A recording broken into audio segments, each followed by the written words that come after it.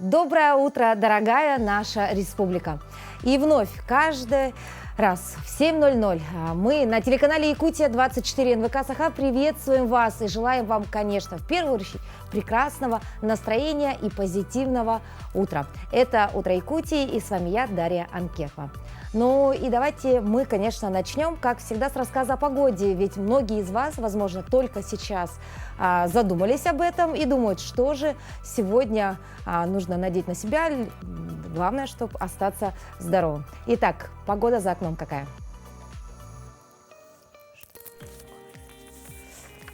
В центральных районах температура воздуха на 6 часов утра была на отметке минус 17 градусов. В Заречной группе 22-16 градусов ниже 0.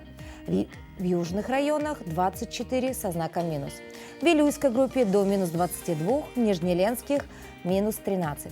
В западных районах 26-22 градуса со знаком минус. В Колыме-Дигирской группе Улусов до минус 27. В Янских 18-16 градусов мороза, на северо-западе до минус 25. В Якутске температура воздуха на 6 часов утра была на отметке минус 19 градусов. Атмосферное давление 753 миллиметра ртутного столба. Ветер юго-западный 3 метра в секунду. Сегодня днем небольшой снег, ветер западный 3,8 метра в секунду. Температура воздуха ожидается до минус 15 градусов. Мороз и солнце – день чудесный. Именно эти строки приходят в голову при виде следующего видео, которое сейчас набирает очень много просмотров. Дворники Якутска – веселые ребята, а в перерывах между работой можно и немного отдохнуть, пишут под этим видео. Мы, в свою очередь, также желаем вам не терять оптимизма и хорошего настроения и нести позитив в жизнь окружающих. Замечательное видео, действительно, настроение поднимается, когда видишь вот такую добрую информацию. Работают, трудный, конечно, у них день, но почему бы не покачаться на качелях и тем самым не, так сказать, не порадовать себя и, кстати говоря, окружающих. Ну а сейчас мы передаем слово нашим коллегам из новостного отдела.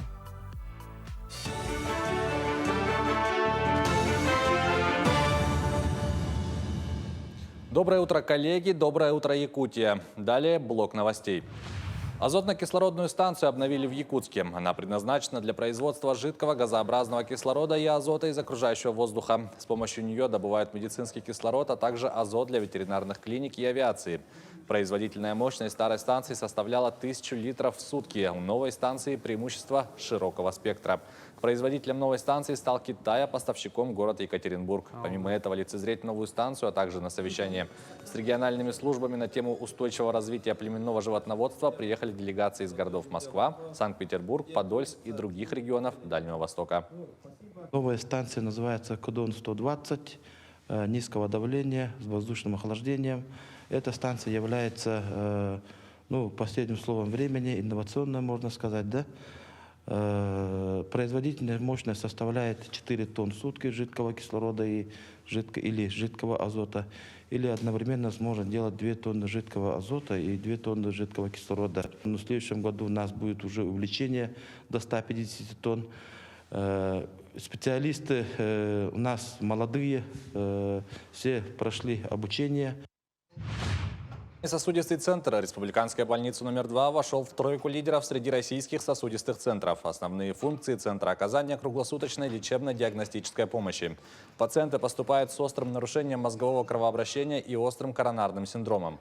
Всего в центре имеется 3 отделения. Это отделение неотложной кардиологии на 16 коек с группой анестезиологии и интенсивной терапии, также отделение реанимации и неврологическое. За год сюда поступают более 1500 пациентов. Бывают инсульты, ишемические инсульты, геморрагические инсульты, субарахноидальные кровоизлияния и очень большой контингент это прединсультных, транзиторных ишемических атак. Но тем не менее все равно ишемических инсультов намного больше, как и в мире. Да?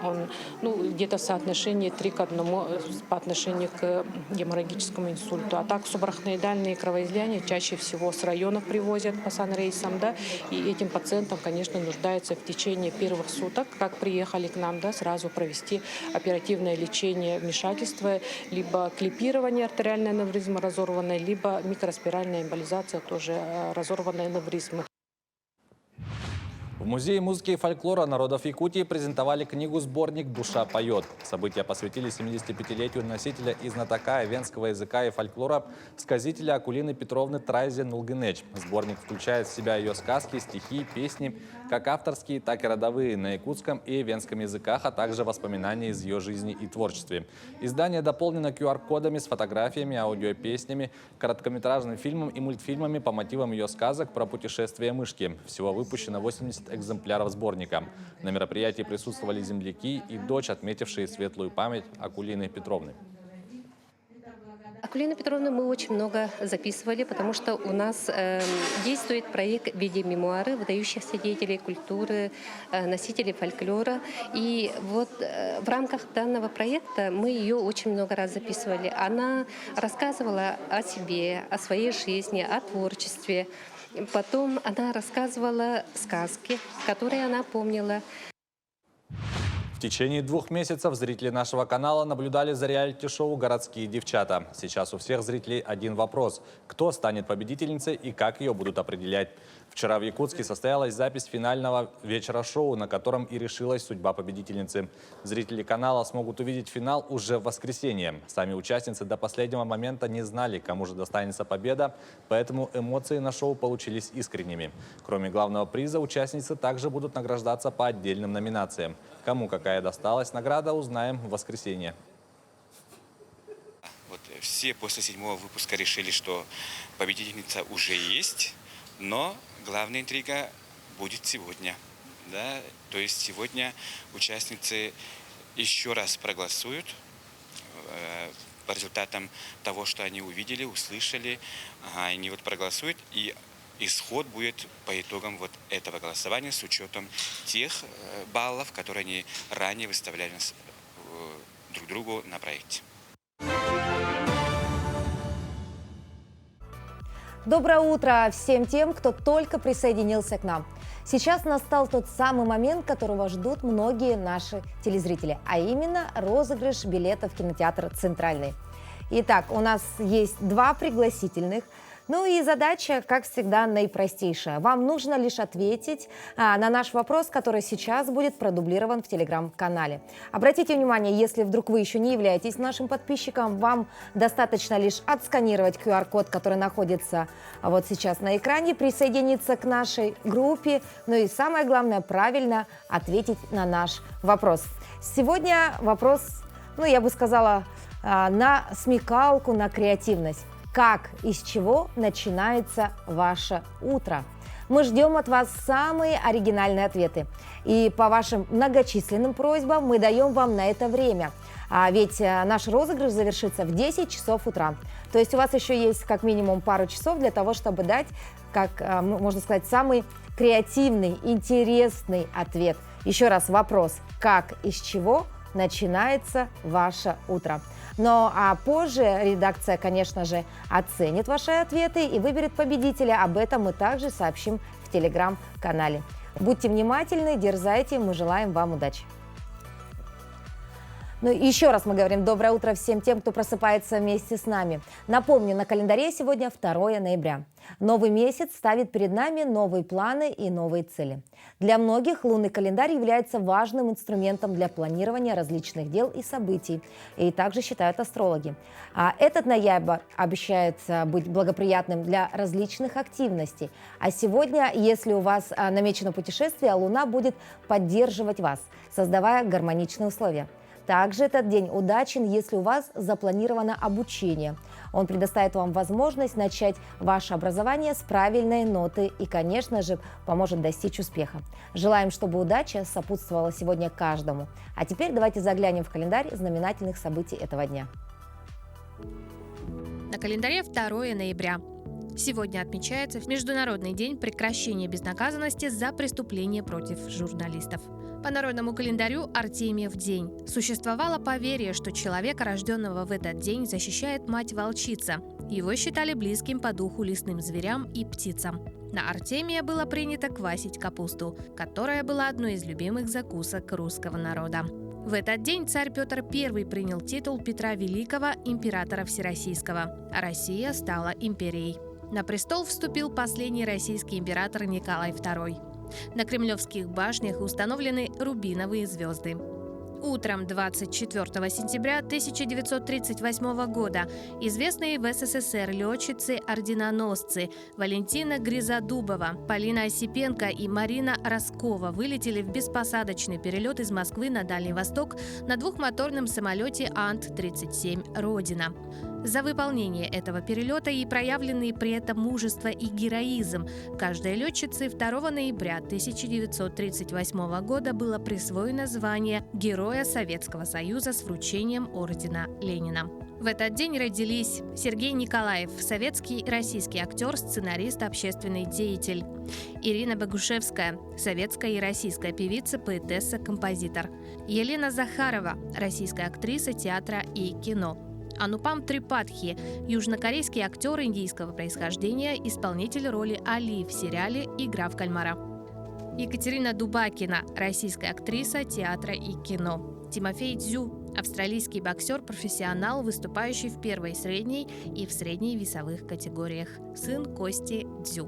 Именины сегодня отмечают Александр, Артемий, Герасим, Герман, Иван, Ирина, Леонид, Михаил, Николай, Павел, Петр и Федор. Малая академия наук Республики Саха-Якутия совместно с Парком будущих поколений проводит с 23 октября по 3 ноября образовательную программу «Киномания» для учащихся с 8 по 11 класс всех школ нашей республики. Образовательная программа завершится фестивалем, на котором съемочные команды школьников представят свои короткометражные фильмы, демонстрирующие их отношение и понимание нравственных ценностей. Фестиваль пройдет сегодня, 2 ноября. На этом фестивале будут отмечены самые лучшие участники и, конечно же, будут различные номинации и памятные подарки. Вот об этом мероприятии сегодня мы поговорим с нашими утренними гостями. Это Василий Климович Павлов, ректор Малой академии наук Республики Саха-Якутия, и Сергей Владимирович Заклинюк. Это приглашенный эксперт Центра одаренных детей из города Калининграда. Доброе утро. Доброе утро. Василий Климович, расскажите немного вот вообще об этой уникальной, я бы сказала, программе «Киномания». Ну, для нас уникально, для Дальнего Востока уникально. За Уралом это одно из первых таких, значит, очень хороших экспериментов, которые мы уже продолжаем 2-й год.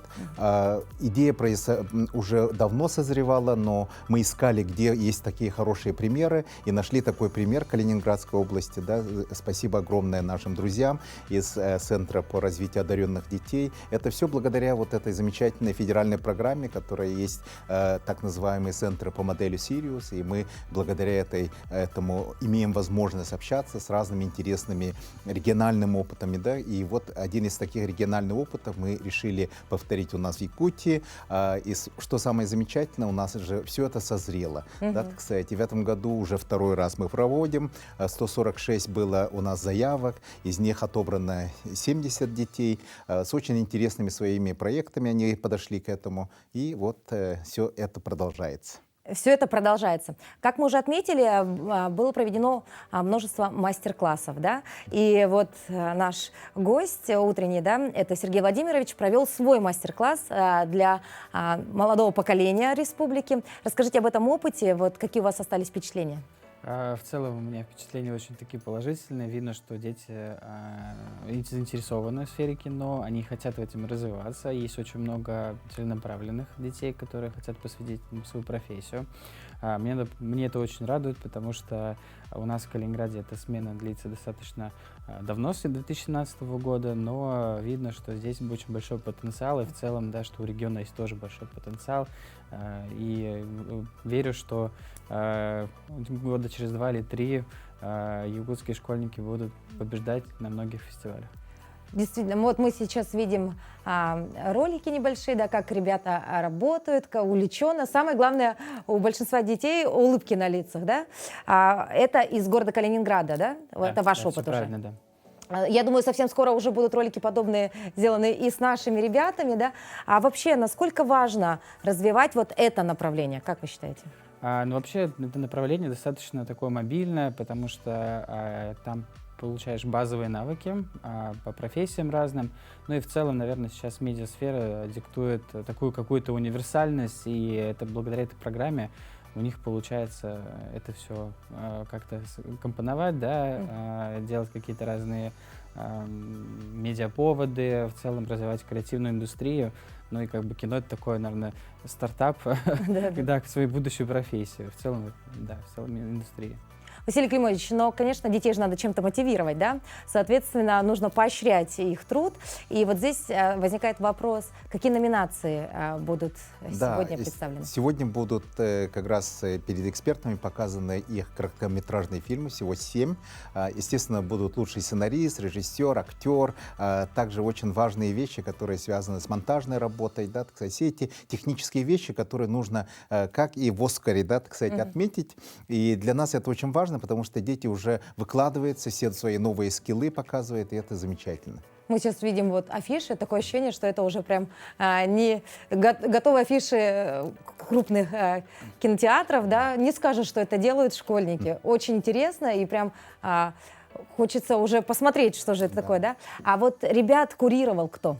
Да, вот эти все фонтаны креативности, естественно, идут через опыт огромный, Конечно. который сложился у нас в республике. И мы очень благодарны национальной компании НВК, которая нам помогает, также детскому издательству «Кескель», также нашему замечательному организации «Сахафильм». Да, так сказать, все метры и знаменитые режиссеры и прочие участвовали в наших, значит, программах. Очень благодарна Алексею Романову, который лично принял участие, метры нашей Любовь Борисовой, да, так сказать, и Константину Тимофееву, Марфе Пермяковой, которая со своими сериалами, да, так сказать, и Елене Эверстовой очень интересные вещи показали нам, да, так сказать, детям. Иван Константинов, актер, да, рассказал о своем актерском деле. Андрей Дьяконов и участвовал также по монтажному и композиторскому делу. Это Моисей Кобяков и, соответственно, наш знаменитый сейчас уже по Байконуру, значит, да, победитель короткометражных формата, это Иларион Яковлев. Все они провели замечательный мастер-класс. Мастер-классы. Мы слышим имена многих наших коллег, да, но я думаю, с такими наставниками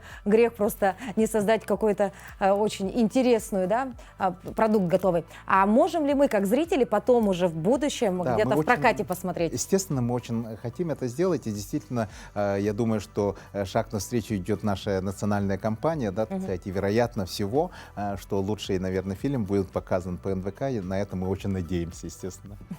Сергей Владимирович, вот вы посетили Якутию впервые? Да, впервые. Ну и как у вас впечатление? Помимо, конечно, вашей основной цели и задачи. Да, но в целом я очень впечатлен природой, потому что она какая-то уникальная, какая-то такая немножко мистическая, она завораживает. Вот. Ну и в целом, мне кажется, как-то Якутск чем-то похож на Калининград, такой небольшой уютный городок, но со своими, наверное, особенностями. Со своими... Идеи не возникло создать какой-нибудь фильм, может быть, здесь? Ну, конечно же, идеи много раз приходят, особенно с этой природы, уникальные, много разных каких-то можно делать прекрасных историй, поэтому мы обсудим. Да, совершенно верно. Да, у нас надежда сделать такой межрегиональный фестиваль короткометражных фильмов, особенно, да, для детей, для школьников. Дело в том, что вот этот проект замечательный, он может объединить наши вот эти замечательные места, да, как Калининград, такая дальняя часть нашей великой страны, и Якутию, да, так сказать. Нас же разделяет 1000 километров, но мы на самом-то деле очень близки, да, и это все показывает, насколько можно все это продвинуть и показать через эти проекты замечательно. Спасибо большое, уважаемые гости, что посетили наш эфир. Я надеюсь, что все-таки эта дружба на этом фестивале не закончится. Далее мы будем продуктивно создавать новые идеи. Ну и, конечно, всем участникам вашего фестиваля сегодня мы желаем в первую очередь, конечно, удачи. Спасибо большое, доброго утра и сегодня уже продуктивного, хорошего рабочего дня.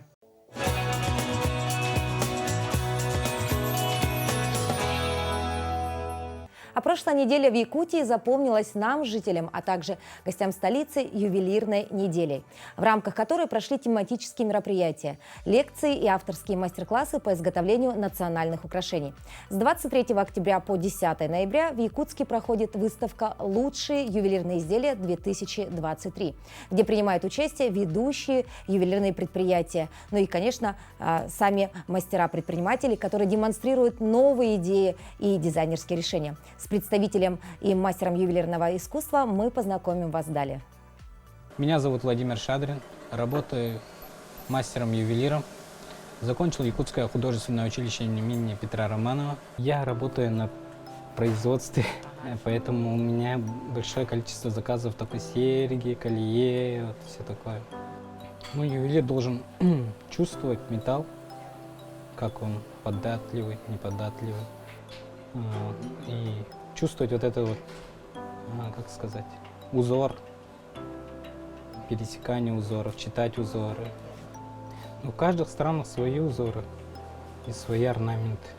Но каждый узор должен все равно читаться друг с другом. Чтобы ни одна часть от другой отдельности не выходила, чтобы они все плавно перетекали, как вода, допустим. Ну, я в детстве любил очень сильно рисовать, лепить и все такое. Но после окончания учебы поступил в художественное училище. И мне понравилось. Ну, поначалу все не получалось. Каждый раз переделал. Тогда как мои студенты за раз все делали, а мне приходилось каждый раз переделать. И так вот постигал я опытом. Творческий порыв бывает, вдохновение, допустим. Когда ночью лежишь, прямо тебя переполняет. Если вдохновение пойдет, возьмешь карандаш, начнешь рисовать, у тебя сразу все получится. А и бывает такое, берешь листок, карандаш и начинаешь рисовать, и не получается. А потом какой-нибудь в один прекрасный день идешь и смотришь, допустим, свой вот, что ты нарисовал, и вроде бы ничего, и подходишь, и дорабатываешь, и уже с другим взглядом. Я получаю удовольствие от своей работы. Работа должна радовать человека. Каждый ребенок должен жить и воспитываться в семье. За 5 лет выхода в эфир нашей постоянной рубрики «Пусть мама придет» мы показали 297 детишек, находящихся в детских домах. Из них семьи обрели 97. И сегодня мы покажем вам 2 девочек, которые уже год живут в приемной семье в городе Покровске. 2,5 года назад в нашей постоянной рубрике «Пусть мама придет» мы показали 8-летнюю Велину. Она очень хотела жить и воспитываться в семье. Еще одна девочка, 11-летняя Валя. Сюжет о ней был представлен в нашем утреннем эфире 1,5 года назад. Она также жила в одном из центров и хотела обрести семью. Желание девочек исполнилось, и их взяла Валентина Семеновна Тихонова, приемная мама из города Покровска Хангаласского улуса. Живут девочки в семье уже год, вместе с еще 2 приемными дочками – 10-летней Элеонорой и 7-летней Роксоланой. В день нашего приезда девочки вернулись из летнего лагеря, полные радостных эмоций и впечатлений. Это наша комната. Вот наша кровать. Тут мы тут с Эвелиной спим, а там спят эти 2 сестры. Адаптация все еще продолжается. Конечно, есть трудности, но благодаря жизненному опыту Валентины Семеновны возникающие сложности легче преодолеваются. У нас так год пролетел, а оглянуться не успели уже ровно год как. Ну, нам учиться, конечно, очень много. Девочки послушные, учатся, хотя медленно, но потихонечку все равно своего добиваемся, да? Приучается к труду, посуду мыть, полы мыть, посуду приготовить. Но пока готовить им еще рано. Но они потихонечку учатся. Вместе со мной они суп готовят, да? Валя сама кашу варит. Мы еще готовить что научились? Пельмени. Нет. Пельмени делать научились, да. Еще пирожки, еще что? Печенье, хворост. Учатся девочки многому. Есть у них сложности и в учебе, но каждодневные занятия дома с приемной мамой приносят успехи. Девочки понимают и ценят то, что в них вкладывает Валентина Семеновна. Очень хорошо здесь жить. Мама всегда всем помогает. Мне здесь нравится жить. Здесь уютно, тепло. Хорошо кормят. Все здесь нравится. Как будто это душа от мамы идет. Мама говорит, какую хотите профессию, такими станете. Главное, надо стараться учиться этим. Живут приемные дочки у Валентины Семеновны всего год, но уже с огромным удовольствием показывает нам свои грамоты, свидетельствующие об успехах в учебе, творческих конкурсах, соревнованиях. Еще вот она была слет хорошистов, отличников, там, спортсменов, и ей дали вот такой. Это на выставку технологий отдали, и мне тоже на 8 марта подарили первые степени. Когда-то выходной, пуговицы ряд, ветер солнечного дня, золотом горят часовые на посту. В городе весна проводи нас до ворот. Товарищ старшина, идет солдат по городу. Валентина Семеновна Тихонова является примером настоящей приемной семьи. Она дала путевку в жизнь 10 ребятам. Они успешно работают, учатся, и мы уверены, что также достойно она воспитает и своих приемных девочек. Как здорово! Мы, конечно же, верим в то, что таких историй будет все больше и больше. И наша постоянная рубрика специально создана именно для этого. Мы передаем пламенный привет всем девочкам. Я думаю, сегодня они смотрят наш эфир. Ну и, конечно, благодарим их замечательную маму за ее большое доброе сердце. Конечно, дети – это наше все. А вот международные спортивные игры «Дети Азии» уже 30 лет объединяют детей со всей Азии и со всех регионов нашей страны. В 2024 году Якутия вновь примет юных спортсменов на своей земле. Ожидается приезд представителей не менее чем из 35 стран. Как идет подготовка к этому масштабному спортивному событию, мы узнаем сейчас. У нас в студии сегодня Айталина Бажидонова, руководитель службы культурных программ дирекции по подготовке к проведению 8-х международных спортивных игр «Дети Азии». Айталина, доброе утро. Все жители, конечно, прям уже ожидают этого грандиозного события, да? Но мы знаем, что в ноябре состоится выставка «Россия» на ВДНХ, там пройдет презентация, да? Можно сказать, первая такая официальная презентация игр «Дети Азии». Поделитесь, пожалуйста, в каком формате пройдет она? Презентация 8-х международных спортивных игр «Дети Азии» у нас пройдет в День региона. Это 12 ноября. Формат у нас охватывает и деловую программу, и культурную. В культурной части у нас будут презентационные ролики, различные активности, а деловая программа у нас включает обсуждение вопросов развития спорта, определение приоритетных путей развития спорта и здорового образа жизни среди подрастающего поколения во всей Азии. Также мы ожидаем участия руководства республики, Международного комитета «Дети Азии» и наших выпускников игр, чемпионов Олимпийских игр мира и Азии. Но это все касается жителей, гостей нашей столицы, да? То есть это все будет происходить на презентации, которая будет на ВДНХ. А что же ждать жителям нашей республики? Интересно, как же проходит вообще подготовка сейчас? Сейчас наша дирекция активно погружена в работу. Мы работаем по всем направлениям очень слаженно. По организации, например, аккредитации, питания, проживания гостей.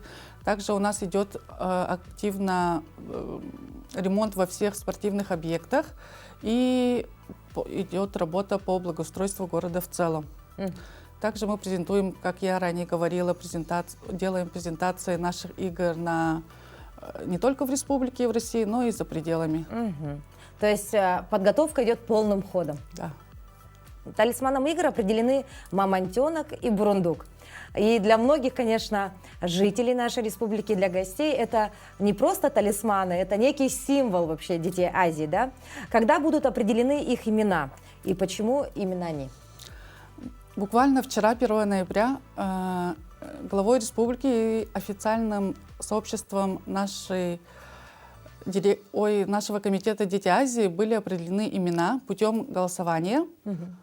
В голосовании участвовали более 2000 человек, и мы определили, что большинством голосов мамонтенок у нас Модун, а бурундук у нас Саина. Бурундук — это девочка, мамонтенок — мальчик. То есть у нас будет такой талисман, это Саина и Модун. Да.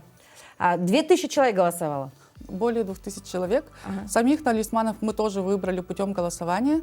Еще весной, в начале лета проходили голосования, и каждый желающий мог направить нам тоже эскизы, кого он хочет видеть талисманом игр. А если говорить в целом, среди эскизов были какие-то интересные еще персонажи, за которых тоже можно было, в принципе, отдать свой голос? На вашей памяти, что запомнилось? Ну, были очень много персонажей разных, и бизон, и зайки. Вот. Различные животные, да? Да. Но все-таки мамонтенок и бурундук уже утверждены. Да. Здорово. А для игр будут привлечены около 2000 волонтеров, если я не ошибаюсь, да? Известно ли уже, из каких стран они будут? Ну, мы планируем, что вот около 2000 волонтеров будет, не только тоже из нашей республики и стран, но ожидаем и из зарубежных стран тоже. Буквально недавно на форуме «Россия спортивная держава» мы подписали меморандум о взаимодействии в сфере волонтерства с Республикой Кыргызстан. Также вот будем ждать еще заявок. И любой желающий сейчас может подать заявку на сайте добро.рф от 16 и старше, и мы рассмотрим. То есть еще можно попасть в волонтерское движение, да? До 12 декабря включительно. До 12 декабря. Дорогие друзья, если вы хотите стать частью международных игр «Дети Азии» в качестве волонтера, то вы можете подать заявку до 12 декабря, правильно? А какие-то критерии есть, вот помимо возраста? Помимо критерий нет, но будет потом, конечно, отбор онлайн. Будет еще, да? От 16 лет и старше любой желающий может пока записаться, а потом будет такой отбор. Здорово. Айталина, ну спасибо большое, что посетили наш утренний эфир. Мы, конечно, с нетерпением ждем этого грандиозного спортивного события, потому что мы уже соскучились, да, по этим эмоциям, по количеству гостей, по этим, знаете, каких-то уникальным преображениям в нашей столице. Мы с нетерпением ждем игры «Дети Азии». Спасибо.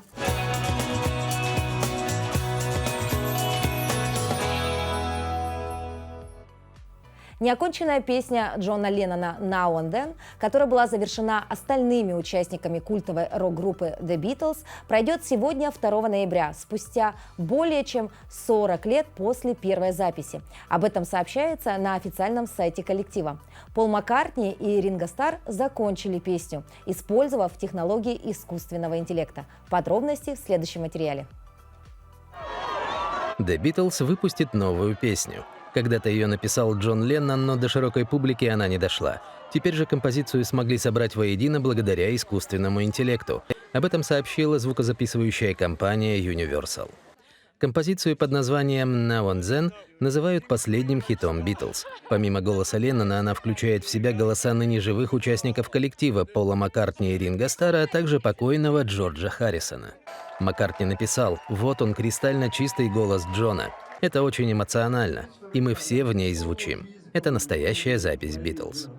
Песня «Now and Then» появилась еще в конце 70-х, когда Леннон записал демо в своем доме в Нью-Йорке. Именно возле него он был убит в 1980 году. Спустя годы после его смерти жена Леннона Йоко Оно передала коллекцию записей, включая «Now and Then», другим участникам Beatles. Они добавили к ним свои партии. Но технологические ограничения означали, что вокал Леннона и фортепиано нельзя было разделить, чтобы получить четкий микс, необходимый для создания песни. Идея возродить сингл появилась после выхода документального сериала Питера Джексона 2021 года «Битлз. Возвращение». В нем удалось отделить инструменты и вокал с помощью искусственного интеллекта. По словам Universal, ту же технологию применили для песни «Now and Then», в которую потом добавили голоса Маккартни и Стара. Стар написал: «Это максимально приближенно к тому, как бы он звучал, как будто Джон был там». Ну а сейчас мы перенесемся в Китай. Там необычным способом привлекает к себе внимание всех покупателей торговец фруктами в Китае. Он сам лично разрисовывает свой товар забавными персонажами из мультфильмов. Вы сейчас это видите на экране. Повысились ли благодаря этому продажи, нам пока неизвестно. Но инсталляция уже точно бросается в глаза. А продавец – это гений, своего рода гений маркетинга. Ну вот, или я такой вот фрукт разрисованный, или взяла все-таки чистенький. Но в любом случае обратила бы внимание на вот такого торговца. А почему бы и нет? Ну а сейчас мы передаем слово нашим коллегам.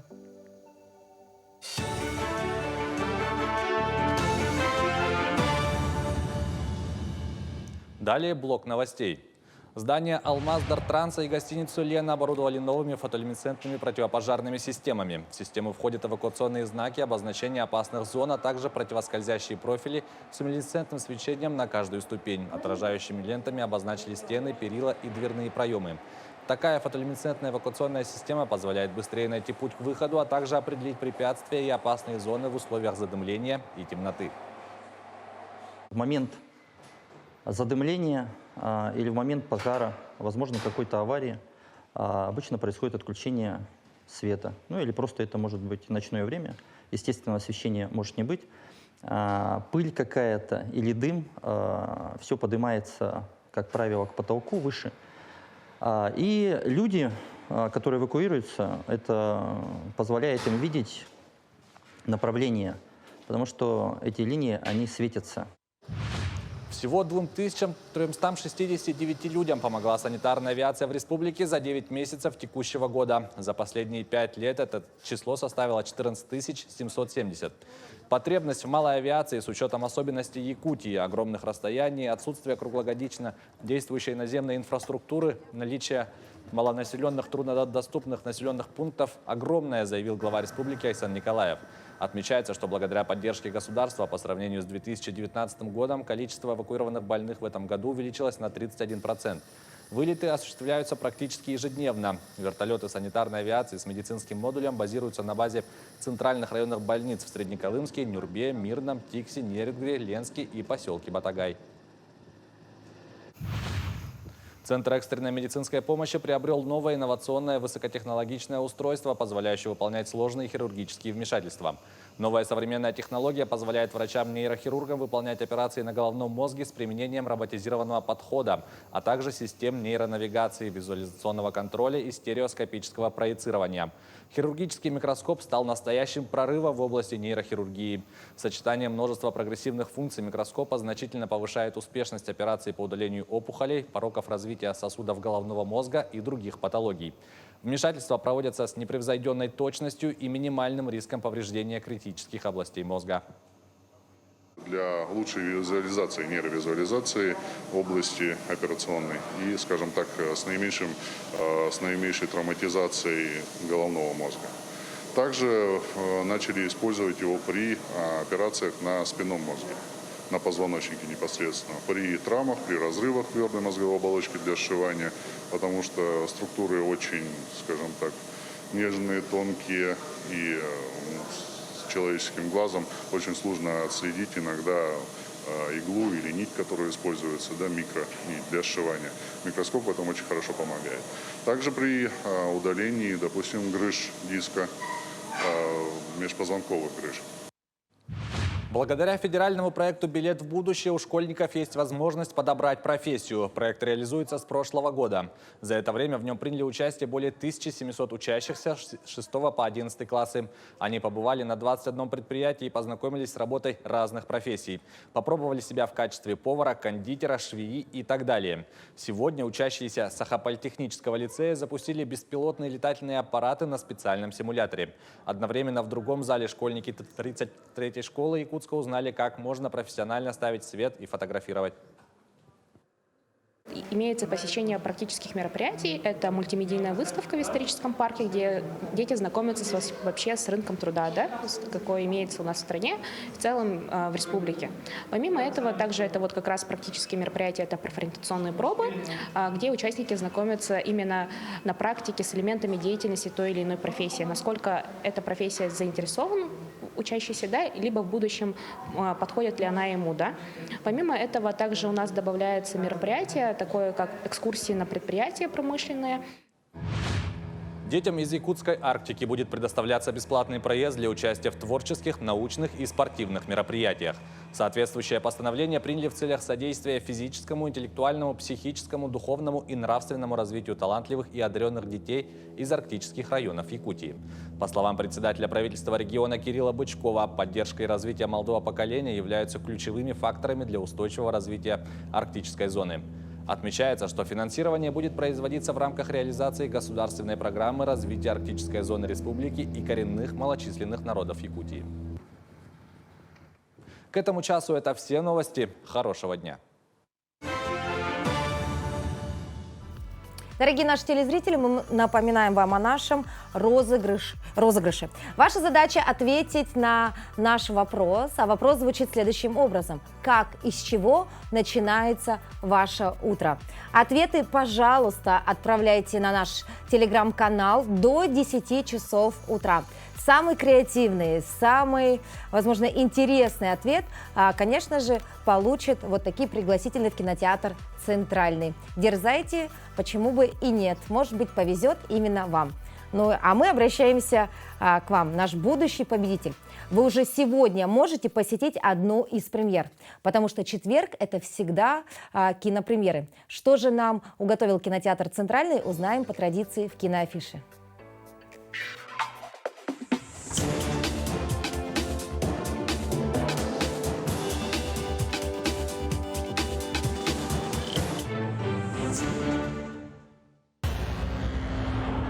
«61 год нашей эры. Смотрите в кинотеатре «Центральный» уже с этого четверга. В твоих жилах течет королевская кровь, и твой народ смотрит на тебя с надеждой. Королева. Исторический экшен «Будика. Королева воинов». Картина режиссера Джесси Джонсона. Известный по фильмам «Британский психопат», «Тройная угроза» и «Идеология. Коллекторы». В основу сюжета положена реальная история, рассказанная римским историком Тацитом. Действие разворачивается в Британии. В 61 году нашей эры вождя племени Иценов Прасутага по приказу императора Нерона убивают римляне, захватывают его земли и убивают его дочерей. В живых остается только его супруга Будика, которая живет ради мести. Вместе с храбрым воином Вольфгаром она возглавляет огромную армию варваров и готовится нести смерть и разрушение римлянам и свободу кельтским племенам. За королеву!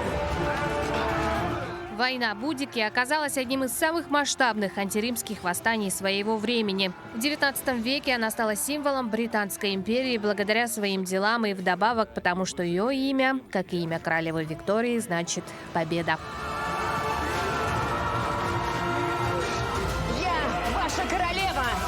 В бой, мои воины! Будика, королева воинов.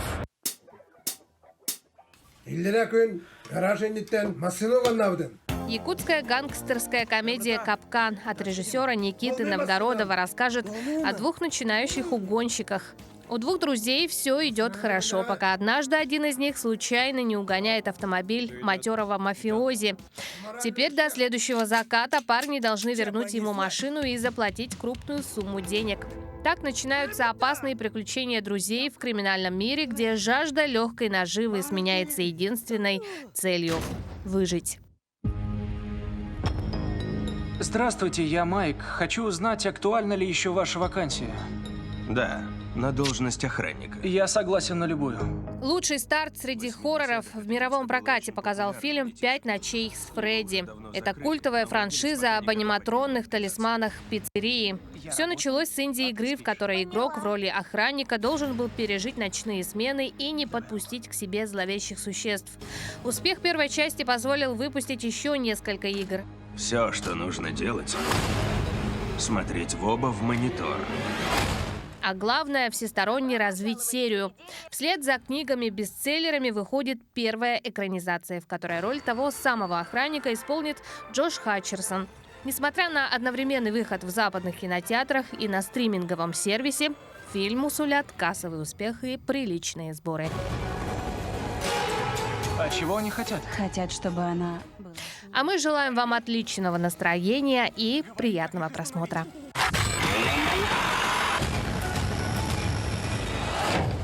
Куда едем?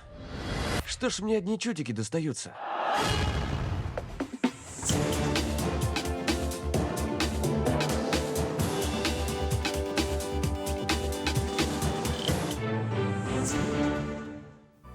В воскресенье в эфир нашего канала выйдет финальный выпуск проекта «Городские девчата». Кто же из участниц станет победительницей и кому достанутся призы в различных номинациях? И чем завершится этот проект, мы узнаем очень скоро. Ну а пока завесу тайны финального шоу нам немного приоткроет наш коллега Александр Хавренко. В течение 2 месяцев зрители нашего канала с интересом наблюдали, как 5 городских девчат пытаются выжить в деревне. Проект «Городские девчата» показал высокие рейтинги по просмотрам, и сейчас у всех зрителей один вопрос. Кто же из девочек станет победительницей проекта? Все после 7-го выпуска решили, что победительница уже есть, но главная интрига будет сегодня. Да? То есть сегодня участницы еще раз проголосуют по результатам того, что они увидели, услышали. Они вот проголосуют, и исход будет по итогам вот этого голосования с учетом тех баллов, которые они ранее выставляли друг другу на проекте. По словам участниц, проект «Городские девчата» помог им стать более открытыми, увидеть свои плюсы и минусы и переработать их. Сейчас, когда все испытания позади, они просто наслаждаются моментом и ждут объявления результатов. Я желаю удачи каждой участнице. И это был как эксперимент для нас, для всех. Я пришла встретиться с девочками и приятно провести вечер вот в такой вот обстановке, в красивой, уже не в той, в которой мы были. Это очень приятно, поэтому я сегодня вся накрашенная, уложенная. Зрителей же ждет интересное финальное шоу, на котором и раскроются все секреты и интриги проекта. Смотрите финал «Городских девчат» в воскресенье в 19:00. Александр Хавренко, Григорий Охлопков, Якутск. Национальная библиотека проведет 4 ноября культурно-просветительскую акцию «Ночь искусств», посвященную Дню народного единства. Мероприятия акции будут посвящены Году педагога и наставника в России и направлены на раскрытие творческого потенциала, укрепление традиционных ценностей и преемственность поколений. С 17 до 23 часов главная библиотека нашей республики станет площадкой диалога и взаимодействия для тех, кто интересуется культурным наследием и креативными индустриями Якутии. И сегодня в нашей студии Аина Прибылых, это заведующая медиацентром Национальной библиотеки Республики Саха-Якутия. Доброе утро. Доброе утро. Расскажите, пожалуйста, про эту акцию «Ночь искусств» и вообще в чем ее значение? Эта акция появилась в России 10 лет назад, в 2013 году, 4 ноября отметили в Москве в первый раз, и уже вот в течение времени акцию подхватили все регионы. И наша республика тоже через 2 года присоединилась к этой акции, и каждый год мы проводим для наших посетителей культурно-просветительские мероприятия, тем самым мы делаем для них условия, площадку, возможность для раскрытия своего творческого потенциала, чтобы они нашли, допустим, друг друга по интересам, и вообще делаем качественный такой просветительский досуг. Ну и понятно, почему «Ночь искусств», потому что время проведения это с 5 вечера до 11 вечера. Да, у нас в этом году так, потому что мы даем возможность вечером прийти, и кто не смог днем, допустим, подойти в библиотеку, либо в музей, да, у этого человека будет возможность до позднего вечера оказаться на творческой площадке. Очень удобно, да? А на какую аудиторию вообще рассчитаны эти мероприятия? Ну и в целом такие самые крупные, расскажите о них. Ну, у нас мероприятия как раз-таки в этом году рассчитаны на все возрасты, то есть те, кто придут к нам, они найдут любое занятие по своим интересам. Это дети в сопровождении родителей, это подростки, это молодежь и старшее поколение. То есть любой возраст? Да, любой возраст, потому что у нас, вот как вы отметили, да, это преемственность поколений, диалог поколений, да, и у нас в программе 3 основные мероприятия. Это встреча с мастерицей, с ученым, который именно расскажет про традиционный якутский костюм, потом встреча с кинематографистами, это с известными режиссерами Степаном Бурнашовым и Дмитрием Давыдовым, и третья уже молодежная такая прямо насыщенная площадка от арт-маркета «Хатон», такое интересное название, от его резидентов под руководством студента АГИКИ Кирилла Павлова. Очень интересно, да? Ночь искусства этот день пройдет во многих учреждениях культуры, да? Скажите, в чем отличие именно мероприятий в библиотеке и взаимодействуете ли вы с другими? Да, вот это очень интересный вопрос, потому что мы очень много думали, да, перед тем, как составлять программу, и в этом году мы решили вообще объединить людей вокруг нашей библиотеки. То есть, если Ночь искусств, да, Библия-ночь, это такая вроде бы большая, но одноразовая акция, то есть мы один день провели и, ну, до встречи в следующем году, да. А в этом году мы хотим удержать у себя сообщество, мы хотим внутри себя формировать тех лояльных и по интересу совпадающих в библиотеке людей, и хотим им сказать, что библиотека — это открытая площадка для всех, и вы можете в любое время прийти и не только читать книги, но и вообще заниматься по своим интересам. То есть то самое стереотипное, да, такое мнение о том, что библиотека — это вот пришел, получил книгу, ушел, на самом деле сейчас нет. Да, это сейчас вообще не работает. Стираем грани. Да. То есть сегодня это вот действительно очень креативное место, да, где вот проводятся мастер-классы, общение, да. Ну, это не просто вот пришел и ушел. Да, мы очень хотим стереть эти границы, да, что в библиотеке должно быть тихо, да, что обязательно только вот за учебой, да, за информацией можно прийти, а именно открытая площадка, потому что во всем мире сейчас библиотеки именно трансформируются в места притяжения и людей, и разных сообществ. Ну, а если, допустим, говорить о будущих мероприятиях, раз уж мы затронули тему о том, что у вас очень насыщенная программа, да, помимо вот Ночи искусств, в ближайшее время, что еще интересно будет проводиться в вашей библиотеке? Ага, мы вот планируем провести этнографический диктант, то есть к этой акции мы тоже постоянно присоединяемся, и этнографический диктант, он очень интересный, то есть для всех, да, там разные вопросы там регионального характера, и в тот же день, вот 7-го у нас будет проводиться, в тот же день у нас откроется очень интересная выставка, которая будет посвящена деревянному зодчеству народа Саха. То есть это фотовыставка, которая была организована Всероссийским обществом охраны памятников, его якутским отделением. И вот в рамках этой выставки пройдут экскурсии, открытые лекции от ведущих специалистов, которые занимаются охраной объектов культурного наследия и популяризацией. Так что это будет интересно не только для старшего поколения, допустим, да, которые все видели, да, как выглядит это деревянное зодчество, а также мы будем передавать эти большие знания,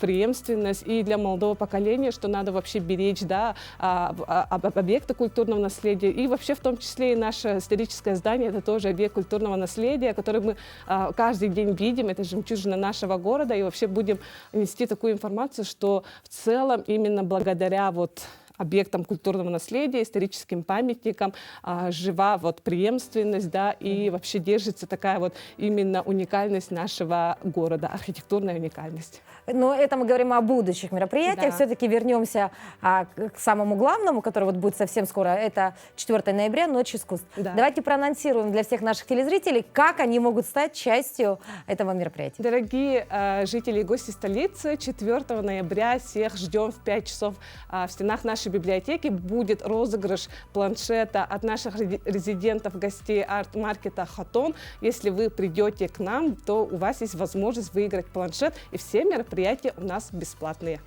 Это самое главное, Да. это такая новость, подчеркнули так красной строчкой, да. Итак, мы напоминаем вам о том, что в библиотеке пройдет очень интересная акция «Ночь искусств». Программу мы вам рассказали. Главное было бы желание: посетите, посмотрите, пообщайтесь, найдите друзей, возможно, просто хотя бы первый раз придите в библиотеку, почему бы нет, да, это уникальный шанс, потому что, как мы уже сказали, сегодня библиотека — это совершенно современная площадка для различных мероприятий, не только для спокойного чтения книг. Да, все верно. Спасибо большое.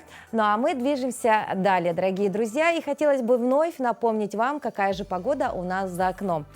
Сегодня в центральных районах температура воздуха на 6 часов утра была на отметке минус 22 градуса. В заречной группе 22-16 градусов ниже 0.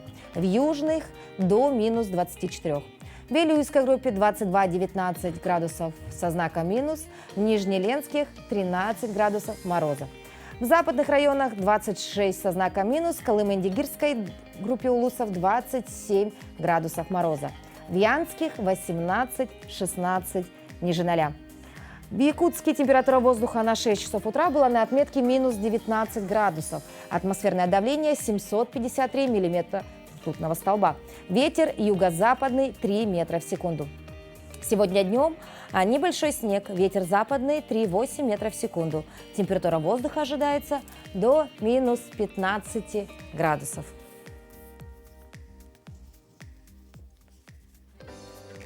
Отличное, позитивное утро. Несмотря на то, что за окном практически минус 20 градусов, я думаю, благодаря нашей утренней программе в вашей душе как минимум вот просыпается это тепло в 7:00 именно благодаря «Утру Якутии». Напоминаю вам, дорогие друзья, что пригласительные разыгрываются сегодня до 10 утра на нашем телеграм-канале. Вопрос там, отвечайте, попробуйте, возможно, именно вы эти выходные проведете с пользой и посетите одну из кинопремьер в кинотеатре «Центральном». На этом я прощаюсь с вами. Завтра в это же время на телеканале «Якутия-24» и НВК «Саха» в 7:00 мы вновь скажем вам доброго утра. Ну а на этом все. Желаем вам хорошей, такой рабочей атмосферы, плодотворной, добра, здоровья и мира. До новых встреч!